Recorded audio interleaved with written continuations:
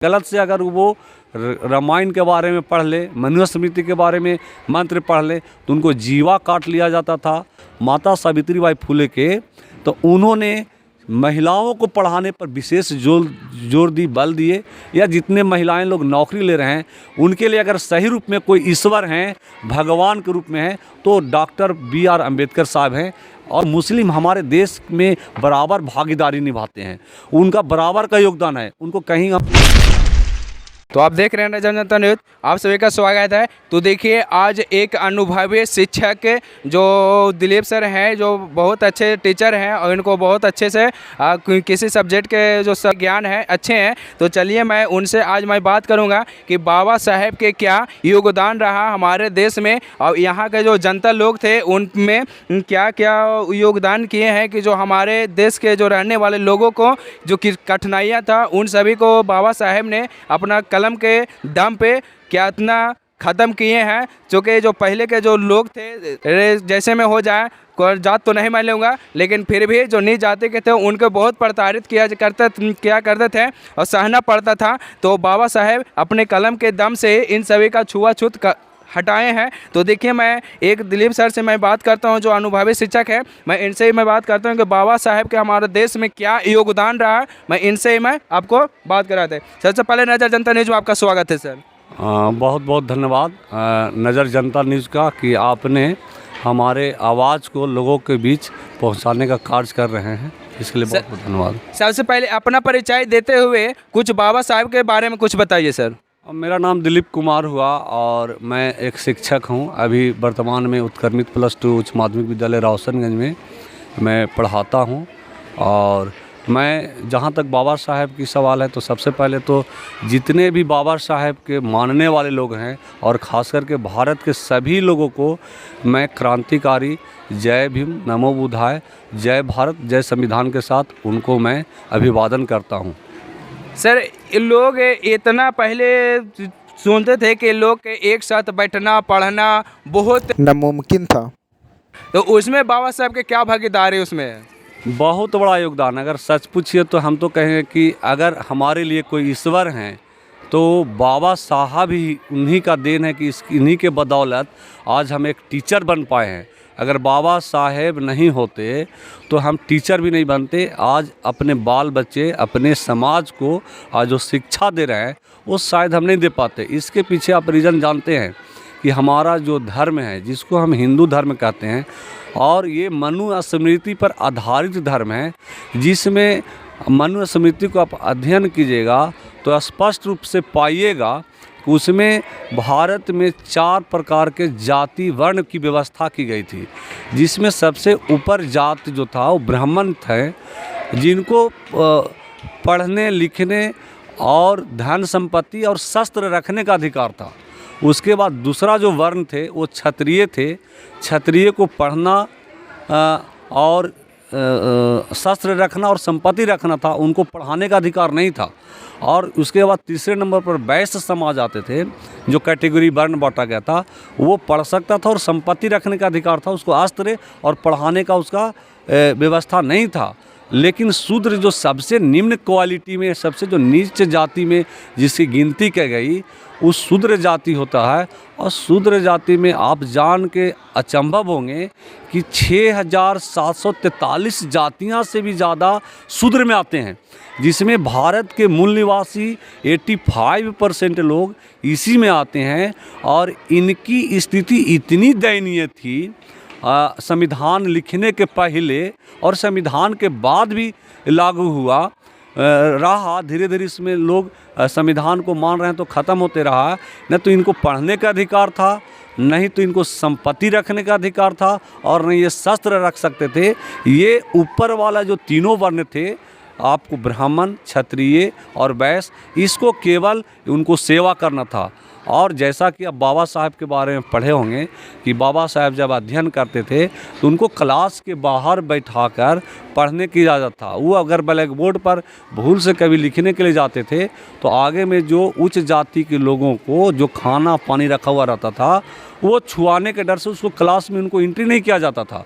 तो इतना कष्ट था, इसलिए हमारे लोग खास करके OBC एसी एसटी के लोग जो हैं उनको पहले पढ़ने का आज़ादी नहीं मिली, पढ़ने की बात ही नहीं था। गलत से अगर वो रामायण के बारे में पढ़ ले, मनुस्मृति के बारे में मंत्र पढ़ ले तो उनको जीवा काट लिया जाता था, और अगर गलत से मंत्र सुन ले तो उनको का तेल गरम करके या शीशा पिघलाकर कान में डाल दिया जाता था। यानी सर जो एसी एसटी के लोग थे तो वो मंत्र के यूज कर लेते तो उनको, हाँ, एसी एसटी ओबीसी के लोग के भी, जिसमें शूद्र वर्ण में एसी एसटी ओबी तीनों वर्ण के बकते थे, वो दोपहर में चलते थे, उनके परछाई से भी लोग डरते थे, छुआते थे, इसलिए उनको दोपहर में चलना पड़ता था। और गांव से बाहर पगडंडियाँ हुआ करती थी, वो गांव के अंदर भी प्रवेश नहीं करते थे। जो दलित और वंचित वर्ग के लोग होते थे, जिनको शूद्र जाति बोलते थे, उनकी आज भी आप देखिएगा कि जैसे भूइयाँ समाज से लोग हैं, पासवान समाज के लोग हैं या दास समाज के लोग हैं, तो आज भी उनको गाँव के बाहर उसका बसावट होता है। बहुत ऐसा गाँव में आप देखिएगा तो गाँव के बाहर, ताकि उससे लोग छुआ न जाए, तो ऐसी व्यवस्था था। लेकिन बाबा साहेब ऐसे महापुरुष रहे जिन्होंने ये सारे भेदभाव को ख़त्म किया, संविधान में ऐसी व्यवस्था किए जिसमें सभी जाति की बात किए। उन्होंने केवल एसी एसटी ओबीसी की नहीं बात की, उन्होंने जनरल कैटेगरी के लोगों के लिए भी अच्छी बात की है। और ख़ास करके महिलाएं, ये आपको जानकर ताजुब होगा कि किसी भी जाति की महिला हो, चाहे वो जनरल कैटेगरी को हो, चाहे एसी एसटी ओबीसी को हो, किन्हीं कोई पढ़ने का अधिकार नहीं था। आप उठा लीजिए इतिहास, तो पहले कितना महिलाएं घर को बाहर निकलना नहीं दिया जाता, उसको पर्दा में रहती थी, उनको संपत्ति नहीं रह सकते थे, वो पुरुष से बात नहीं कर सकते थे, बहुत सा बंदिश था। इन बंदिशों को संविधान के माध्यम से बाबा साहब ने तोड़ा। और आज आप जितना बच्चियां स्कूल में आ रही हैं या जितने महिलाएं लोग नौकरी ले रहे हैं, उनके लिए अगर सही रूप में कोई ईश्वर हैं, भगवान के रूप में हैं, तो डॉक्टर BR अम्बेडकर साहब हैं, और मैं तो इनको पूरा दिल से मानता हूँ। सर अभी भी कितना जो लोग हैं कुछ पखंडी के बात में आकर चले जाते हैं और वो समझ नहीं पाते, उनको आप किस तरह समझाइएगा? देखिए, बाबा साहेब ने किसी धर्म का विरोध नहीं किया। धर्म में जो बुराइयां था, पाखंड और अंधविश्वास था, उसी को उन्होंने दूर किया। और रहा हिंदू समाज के धर्म में, तो हिंदू समाज, हमको लोग हिंदू समझते हैं, लेकिन आज भी आप देखिएगा ब्राह्मण जाति के लोग या उच्च जाति के लोग तो कहीं ना कहीं हम लोग के साथ भेदभावपूर्ण करते हैं। और आज हमारे साथ है ना वो बैठना पसंद करेंगे, ना हमारे साथ खाना खाना पसंद करेंगे।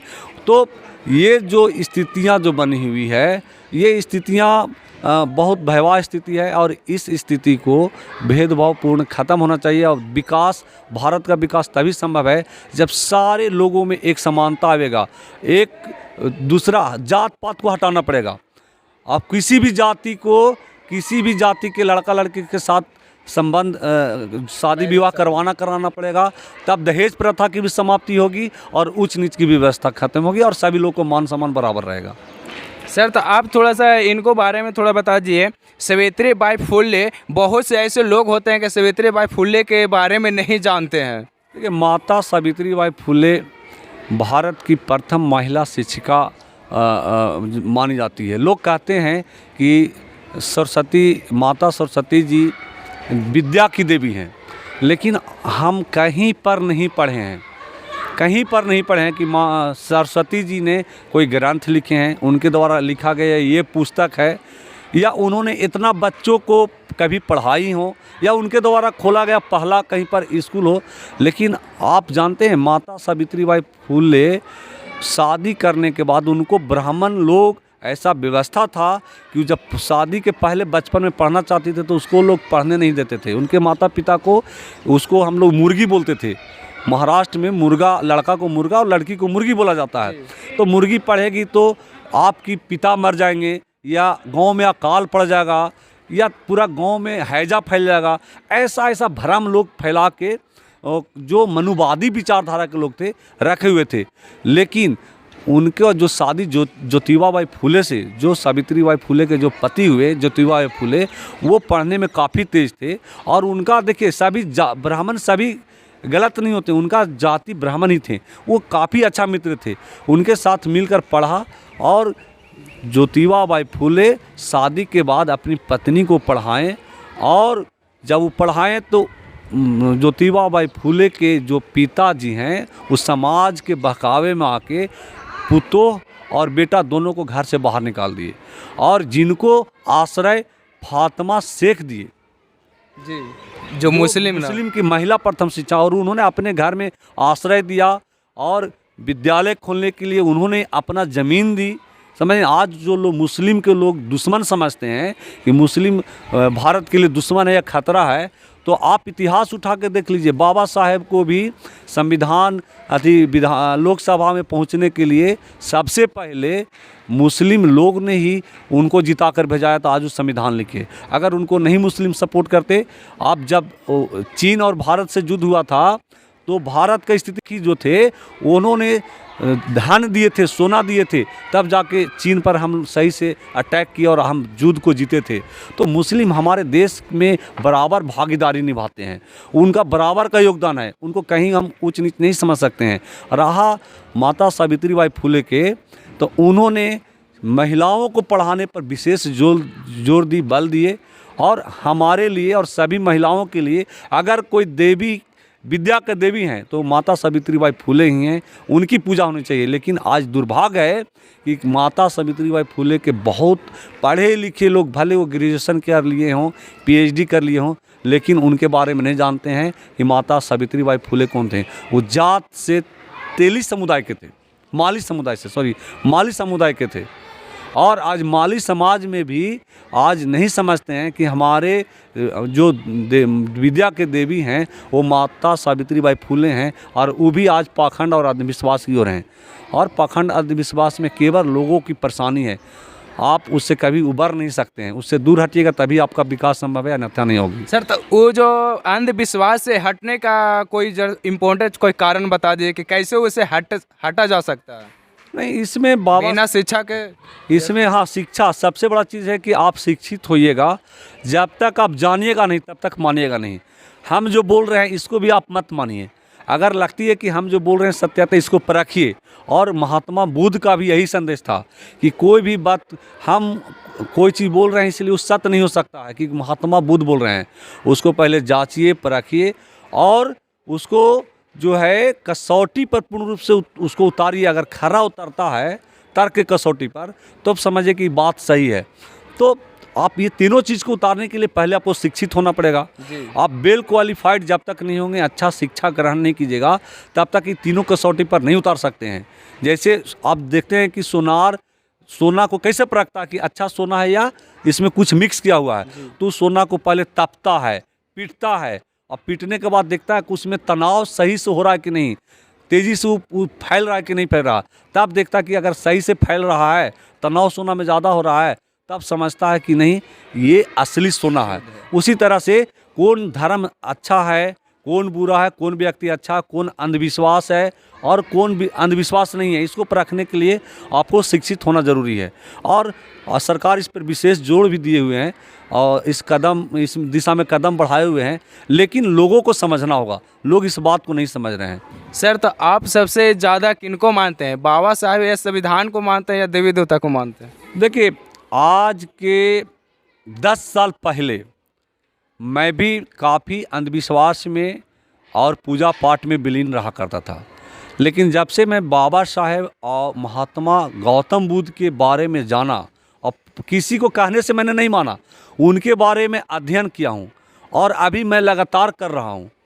और जैसे जैसे अध्ययन कर रहा हूँ हमारे अंदर कुछ ना कुछ, और अपने आप को मैं आत्मविश्वास से मतलब मेरे अंदर आत्मविश्वास बढ़ते जा रहा है। तो रही कि बाबा साहब को ज़्यादा मानते हैं कि आप देवी देवता को मानते हैं, तो देवी देवता जैसे रामायण में भी सारे चीज़ गलत नहीं लिखा हुआ है। रामायण हो गया, महाभारत हो गया, गीता हो गया, इसमें भी बहुत अच्छा चीज़ लिखा हुआ है, लेकिन बहुत जगह ऐसा श्लोक या मंत्र लिखा हुआ है जिसमें पूरी शूद्र जाति के खिलाफ लिखा हुआ है, मानवता का शर्मसार होता है। वो सारे चीज़ को, जैसे अभी माननीय शिक्षा मंत्री प्रोफेसर चंद्रशेखर जी ने का बयान आया था कि रामायण में कुछ जो श्लोक है वो मनुष्य पर नहीं वो आधारित है, उसको हटना चाहिए, पशु के से भी बदतर उसको समझा जाता है। तो सारे चीज़ को उसको देखते हुए, लोग को परखते हुए ऐसे चीज़ को हटाना चाहिए और अच्छी चीज़ है उसको ग्रहण करना चाहिए। धर्म भी अच्छा चीज़, देखिए आपको समाज में रहना है तो कोई ना कोई धर्म से जुड़कर रहना है, चाहे आप हिंदू से रहिए, मुस्लिम से रहिए, सिख से रहिए, बौद्ध से रहिए, लेकिन आप अंधविश्वास में मत जाइए। जी धर्म अंधविश्वास नहीं सिखाता, लोग उसमें बाहर से जोड़ दिया है और उसी चीज़ को हटाना है। धर्म जो लिखा हुआ, वो ग्रंथ जो लिखा कोई ना कोई मनुष्य लिखे हैं। और रहा कि भगवान को किसी ने नहीं देखा है। हम राम को महापुरुष कह सकते हैं, हम गौतम को महापुरुष कह सकते हैं, वैसे डॉक्टर बी आर अम्बेडकर को महापुरुष कह सकते हैं, विवेकानंद जी को, स्वामी विवेकानंद जी को महापुरुष कह सकते हैं। ये सारे महापुरुष के श्रेणी में आते हैं और इनकी जो अच्छा विचार है उसको ग्रहण करना चाहिए और लोग उसमें गलत जो विचार जोड़ दिए उसको त्यागना चाहिए। अंधविश्वास, देखिए अब आज माना जाता है कि आज भी हम विद्वान व्यक्ति हो, कितना पढ़ लिया हो, कोई पीएचडी कर लिया हो, कोई डॉक्टर बन गया, लेकिन फिर भी गोबर को पूछते हैं। तो और गोबर कब शुद्ध होता है? जब उसको एक पंडित जी उसको मंत्र से उसको शुद्ध करते हैं। उसके पहले गाय का गोबर या भैंस का गोबर शुद्ध नहीं होता है, लेकिन पंडित जी उसको जब मंत्र उसको पढ़ेंगे तो गोबर भगवान बन जाते हैं या वो शुद्ध हो जाता है। तो इस चीज़ को परखना है कि क्या सचमुच में मंत्र को पढ़ने से गोबर में भगवान का रूप आ जाते हैं। अगर ऐसा आते हैं तो वो जो व्यक्ति आज भी वो आज हम शूद्र, देखिए आज हम शूद्र से आज हम पवित्र क्यों नहीं बन रहे हैं? अगर आज मंत्र में इतना ताकत है तो हमको भी मंत्र ऐसा फूंक दे कि हम भी ब्राह्मण बन जाएं। बात सही बोल रहे हैं सर। लेकिन ऐसा हो नहीं, हम शूद्र के शूद्र में पैदा लिए तो शूद्र के शूद्र ही हैं, लेकिन हम लाख कितना भी पढ़ लिख ले, लेकिन लोग हमको शूद्र ही समझते हैं कि शूद्र जाति से हैं। ये कलंक से हम दूर नहीं हो सकते हैं। लेकिन संविधान की बात अगर आप मानिएगा और पूर्ण रूप से अगर भारत में संविधान लागू होता है तो ये यकीन मानिए कि सारा ऊंच नीच खत्म हो रहा, बहुत खो रहा है। आज पूरे विश्व में, केवल इंडिया की बात नहीं, पूरे विश्व की बात मैं करता हूँ, सभी जगह पाखंड और अंधविश्वास से लोग दूर हो रहे हैं। तो ये सुन रहे हैं कि जो पाखंड जो आपको जो सिखाता है उसको ज़्यादा ध्यान दीजिए। अगर खुद उसके सर्च करिए कि क्या ये सही है या तो फिर नहीं है, तब आप उसमें विश्वास करिए। तो आप देख रहे थे नजर जनता न्यूज़। जय हिंद।